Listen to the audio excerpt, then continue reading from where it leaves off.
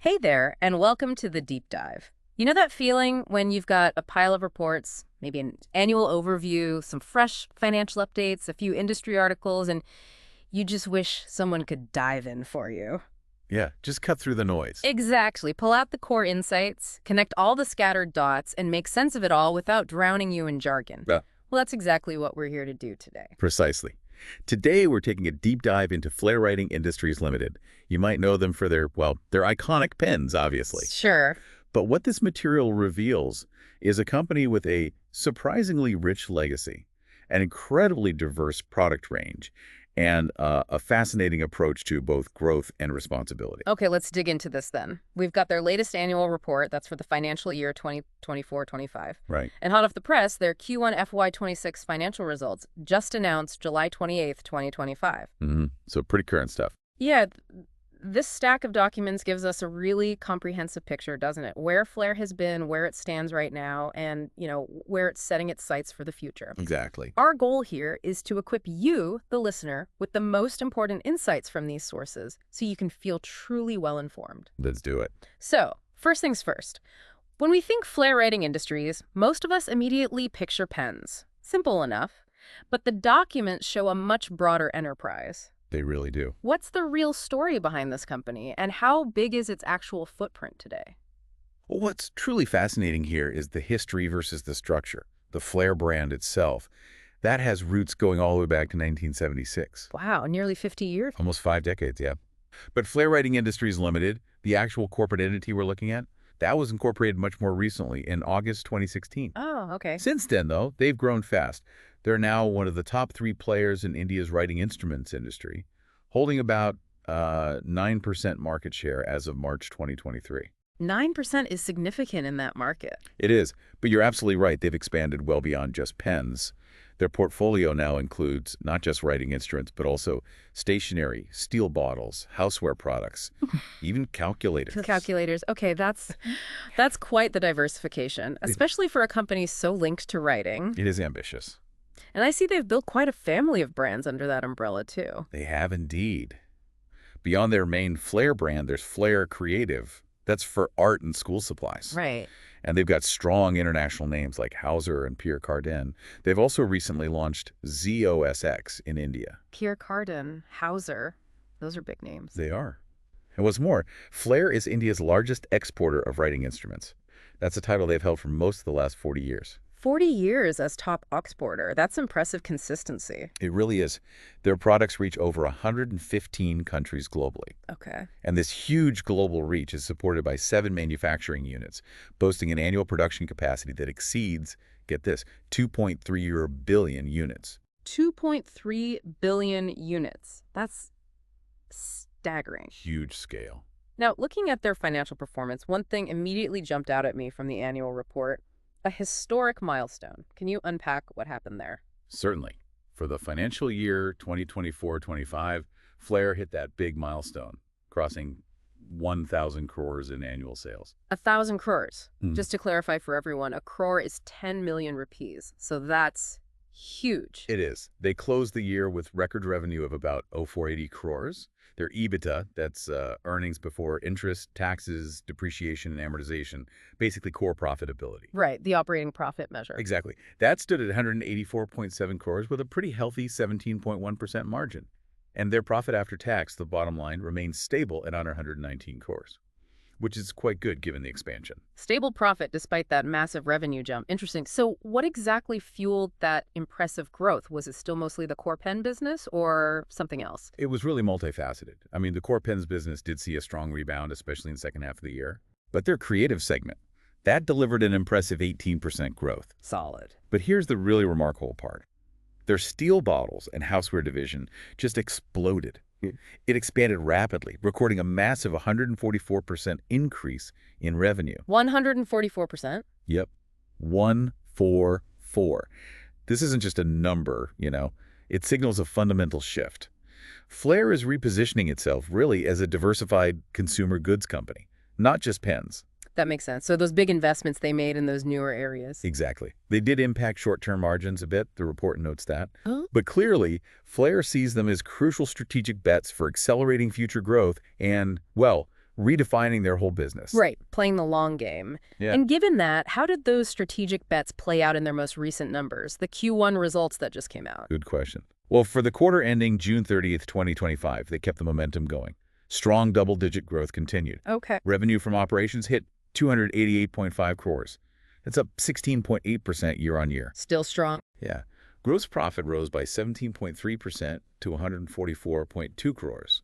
And profit after tax increased by 17.9% to 29.2 crores. So profit's growing nicely too. Right. And what's particularly noteworthy is that their own brand sales continued their strong upward trajectory, up an impressive 23% year-on-year, reaching 264 crores. And that's both domestic and export sales contributing significantly. Shows the core engine is firing well. Okay, so strong performance, diversifying products. How does Flair plan to keep this going?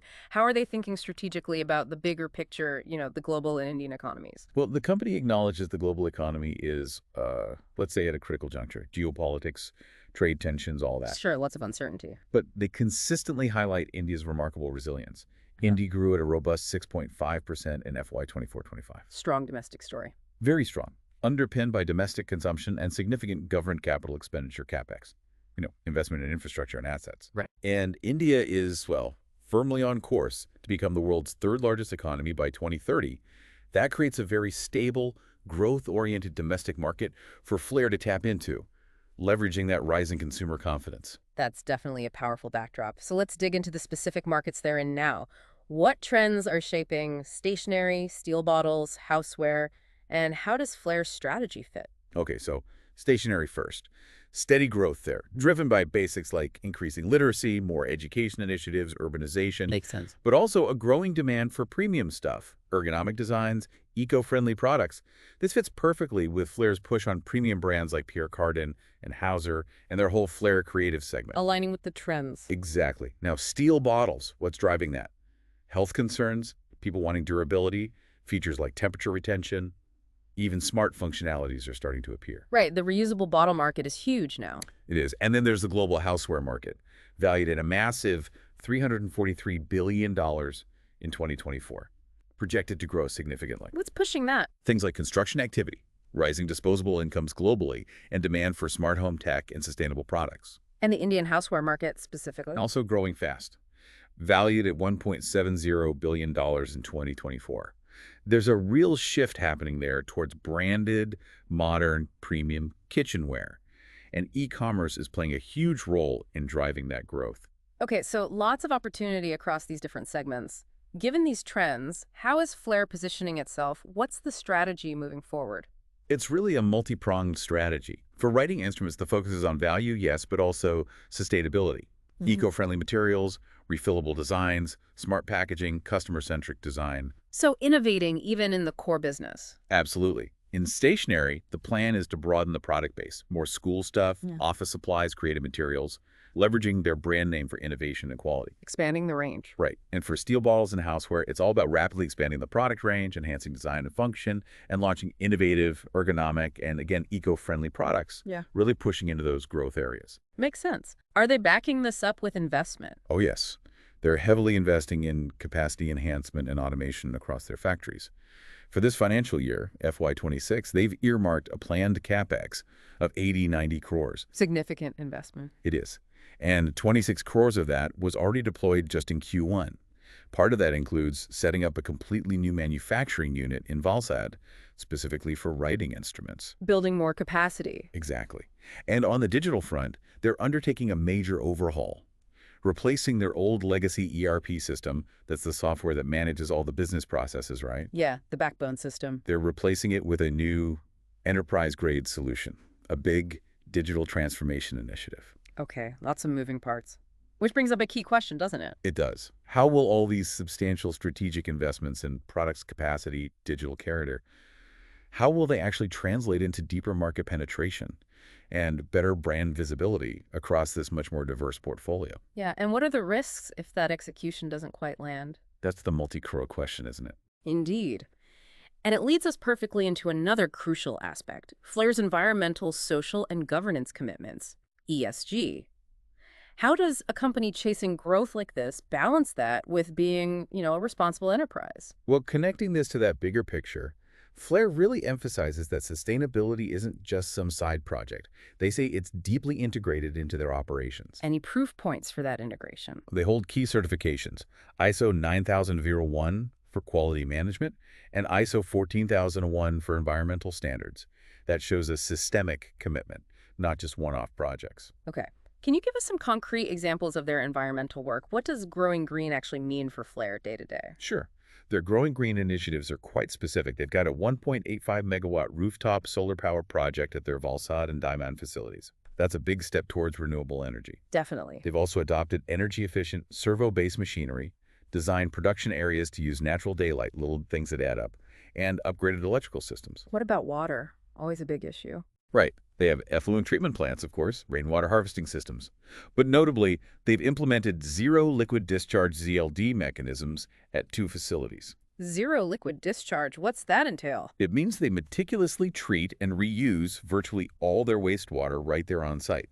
For things like toilet flushing, gardening, it's a major step in water conservation, quite advanced. That is impressive. And waste, especially with plastics in their industry. Good point. They reuse internally rejected plastic for packaging materials, and they've replaced single-use plastic bags in their internal logistics with durable crates. Plus, promoting their steel bottles is positioned as a sustainable alternative to single-use plastic bottles. Okay, quite a comprehensive set of actions on the E front. What about the S and ESG, social commitments, their people, the communities? Flair seems to genuinely view its workforce, all 7,432 people, permanent and contractual, as the main driver of success.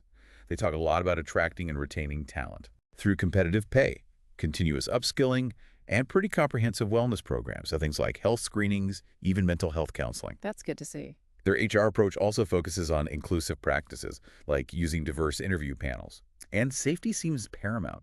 They reported a lost time injury frequency rate, LTIFR, of 0 for employees. 0. That's excellent. It is. And very low, 0.20 for contract workers in FY24-25. And crucially, no fatalities. Okay. Suggests pretty robust safety protocols are in place. Okay. And beyond their own workforce. CSR. Right, corporate social responsibility. Their initiatives cover key areas like education and healthcare. They partnered with an education society for school infrastructure. Practical help. Yeah. Distributed sewing machines for vocational training, provided laptops to tribal and minority students, even helped get a school bus running in Rajasthan. Wow, diverse projects. And a massive tree plantation drive 100,000 trees in a village called Jarada Pali. 100,000 trees. That's what the report says. And notably, for FY25, they actually exceeded their mandated CSR spending. They spent 2.71 crores against an obligation of 2.54 crores. Shows commitment beyond just ticking the box. Definitely sending a signal there. Okay, finally, the G for governance. How do they ensure responsible leadership and transparency across such a large, diversified company? Flair asserts that strong governance is fundamental, rooted in transparency, ethical conduct, regulatory compliance. The basics. How's the board structured? They say they have an optimal mix, executive, non-executive, and independent directors, supported by 5 key committees: audit, risk management, CSR, etc. The usual structures for good governance. And controls. Policies. They have a comprehensive code of conduct covering the board, key managers, senior management, and a robust whistleblower policy for confidential reporting of any concerns. Seems standard, but important. Any hiccups reported? Well, it's interesting you ask. They are transparent about one. In FY25, they did get a small penalty, $10,000 each, from the BSE and NSE stock exchanges. Oh. For a 2-day delay in filing some related party transaction disclosures. It was for the half year ending March 31st, 2024. Okay, relatively minor, but a compliance issue. Exactly. But the fact that they report this small penalty transparently in their annual report, you could argue that actually reinforces their commitment to disclosure, even for minor slip-ups. That's a fair point. It Yeah. shows they're reporting things openly. Wow. Okay, that truly was a comprehensive deep dive. We covered a lot of ground. We really did. We've seen a company hitting a major sales milestone, strategically navigating these complex, evolving markets. Especially that diversification push. Right, and actively investing in its future through that product diversification, capacity building, and the big digital transformation project. It's quite a shift from being just the pen company. Just as important, I think, are those comprehensive efforts on the ESG front. You know, the environmental stewardship, like zero liquid discharge. Yeah, that stood out. Coupled with that focus on employee well-being, the community engagement, the transparent governance practices. Hmm. It paints a picture of a company aiming for success not just in sales figures, but in its, well, its broader impact. Absolutely. So as you, our listener, go about your day, maybe you pick up a pen, maybe you grab your steel bottle for your commute. Maybe even use a Flair calculator. Right. Maybe. Take a moment to consider the layers, right? The decisions, the strategic shifts, the commitments, financial and ethical, that go into building and sustaining a company like Flair today. Mm-hmm. And it really does raise an important question for all of us, doesn't it? In today's world, as consumers, as informed citizens, how much should we truly weigh a company's commitment to social and environmental responsibility alongside its financial performance? What aspects of Flair's story resonate most powerfully with you?